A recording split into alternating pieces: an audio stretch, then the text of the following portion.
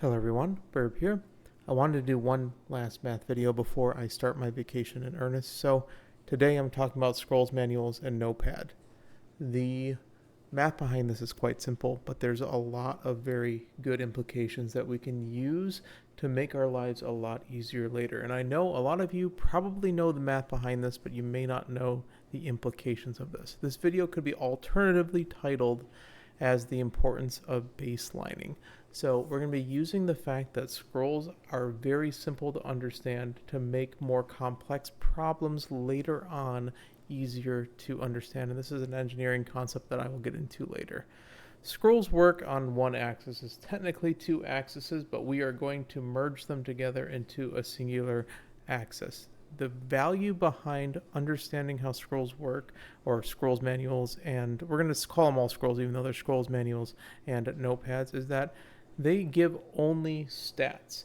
Most importantly, more importantly than the fact they give you a singular thing, is that they take no turns, which means that you can just grab these. They give you a singular item and they don't affect your action economy. If you are a Dungeons and Dragons player, you know that action economy is everything and it's what complicates things. A spell that is very, very strong that takes multiple turns to actually go, think a minute to go, is completely useless in combat because it takes 10 of your turns. So action economy is very important. The fact that these take and give you a singular thing without taking any time means we can simplify other things later on. A lot of times you have a multiple axis system. In engineering, a very easy example is the risk matrix. So when you are evaluating a project and things that could happen, what you are supposed to do is you take the multiplication between the probability of something happening and the severity or impact of what will happen if it does occur. Take, for example, a plane crash. It's unlikely to happen, but it is very, very severe if it happens, so it's in the medium level, and so you have to make countermeasures. If something is almost certain to happen and severe, we are talking levels of danger that require immediate attention. So matrices like this are used a lot in the engineering space to essentially quantify qualitative bases. And every single problem you can technically break down into a multiple dimension system like this. It's just anything above 3 dimensions is unable to be visualized, and that's what the point is. Technically, this is a cost versus stats problem, which is a 2-axis problem. The math behind it's simple. Take the coins that are required, you divide it by the stats, you get the coins per stats, so you inverse it, you get the stats per coin. You can do them in any direction. So notepads are 0.3 stats per coin, manuals are 0.466 stats per coin, and of course the scrolls are the most efficient at a half stat per coin. So essentially scrolls are like 60% more efficient than notepads. That isn't to say notepads are bad, it's just normally you have other stuff that is more valuable to buy.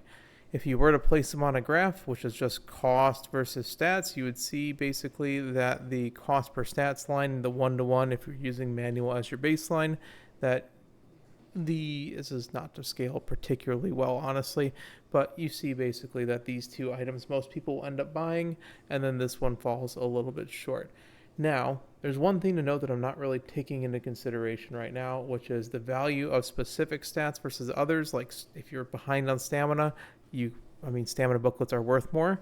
I'm ignoring that fact, but technically you would just apply like a fuzzy logic multiplier. So like if you really, really need it, you may apply a times 3.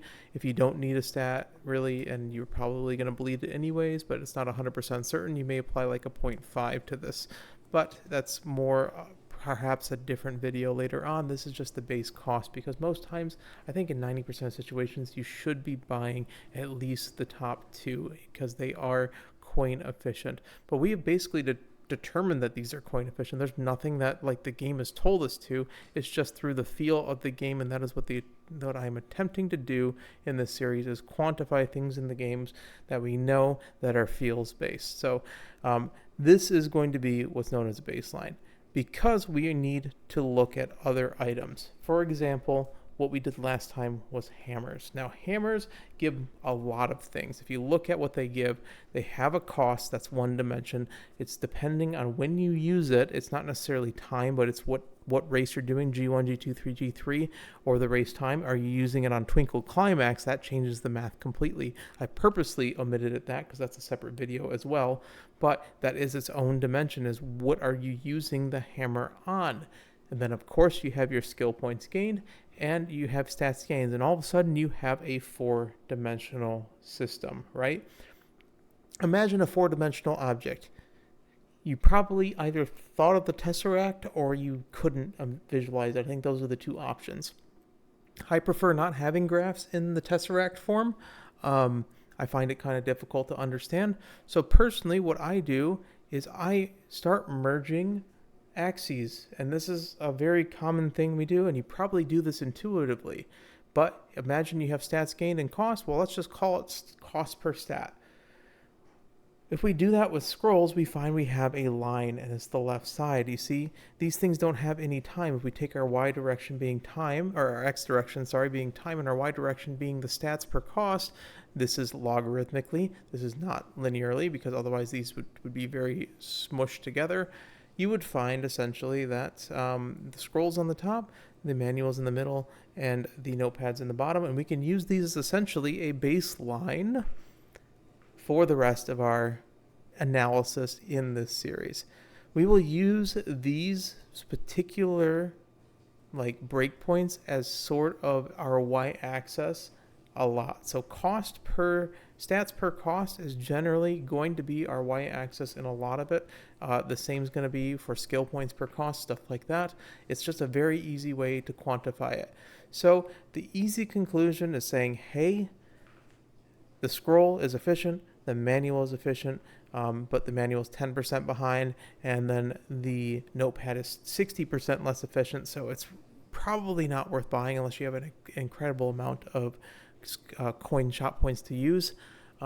That's the easy conclusion, but there's just so much things that we can use this easy conclusion to make our life easier later. This is known as requirements breakdown, when you have a complex problem and you start to try to make it into its base parts. It's not exactly one-to-one, I know, but even in engineering, you're going to be given a big, huge design, and then you need to break it off into pieces, otherwise you're going to overwhelm yourself.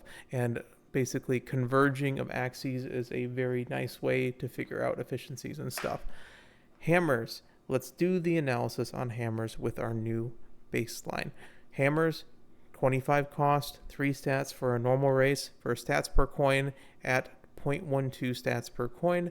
Golden hammers are 40 for 5 for a 0.125 stats per coin. They're essentially the same, so I'm not going to worry about the differences between them because they are below even the notepad.